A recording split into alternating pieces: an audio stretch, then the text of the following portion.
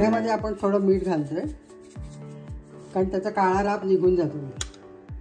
आणि मी चिरते मागच्या बाजूने कारण मागच्या बाजू थोडी शिजायला कठीण असते, म्हणून मी अशी उलट्या तिरेने शिजते. ते बघायचं आहे आपल्याला आज चांगलं आहे की नाही, तर मग पाण्यात टाकायचं. तर माझं माहेर तडवळला आहे, ते सोलापूर जवळ आहे. तिथे जास्तीत जास्त वांग्याची भाजी आणि शेंगदाण्याची चटणी खाल्ली जाते. तिथे वांगी पण खूप चांगली होतात. तर आम्हाला लहानपासून वांग्याची भाजी खायची खूप सवय आहे. तिथे अशा गावठी भाज्याच मिळतात फक्त, मेथीची भाजी, गवारीची भाजी, भेंडी आणि वांगी. आम्हाला लहानपणापासून आणि आम्हाला सगळ्यांना वांग्याची भाजी खूप आवडते, तसेच माझ्या मुलींना पण आवडते. तर आपण भरली वांगी करतो आहे, ते आपण माझ्या पद्धतीने करते, चिंचगूळ घालून करते. कारण वांग्याला थोडासा तुरटपणा असतो, तो जायला म्हणून आपण चिंच आणि गूळचा उपयोग करणार. तर आपण भरली वांगी बघूया. 10 वांगी आहेत, साधारण अर्धा किलो असतील. तर मी चिरून सगळे धुवून चिरून ठेवलेले आहेत. त्याच्यात आपण मसाला भरूया. त्याच्यात आपण सर्वप्रथम हा तिळाचा कूट आहे भाजून केलेला, दाण्याचं कूट आहे आणि हे खोबऱ्याचं कूट आहे. हे सगळं घालणार आहे. त्याच्यात आपण 2 टेबलस्पून काळा मसाला, 1 टेबलस्पून लाल तिखट, धणा जिरा पावडर 1 टेबलस्पून, थोडीशी हळद, हे सगळं घालणार आहे. त्याच्याच बरोबर आपलं मीठ पण घालायचं 1 चमचा. मसाला मी जास्ती करते, तर आमच्या इथे सगळा मसाला जास्त आवडतो, म्हणून मी जास्तीच मसाला केलेला आहे. त्याच्यातच आपण 1 लिंबा एवढा गूळ घालूया, थोडीशी कोथिंबीर घालूया. तर मसाला तयार झालेला आहे. त्यात आपण थोडंसं तेल घालूया, 1-2 चमचे. हा मसाला नीट मिक्स केलेला आहे, तो आता आपण वांग्यात भरूया.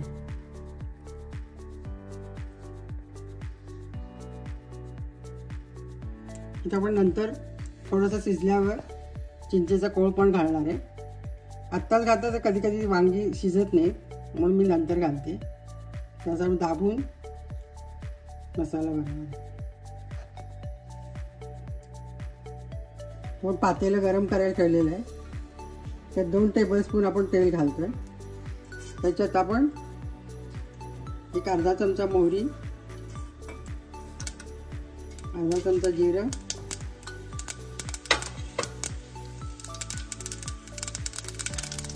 कढीपत्ता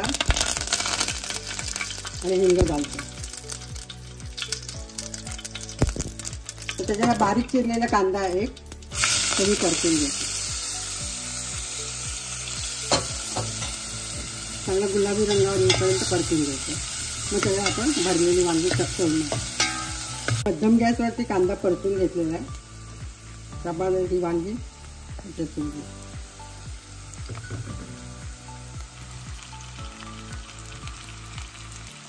2 मिनटं हे वाफवून घेऊया. मग आपण थोडंसं पाणी घालूया.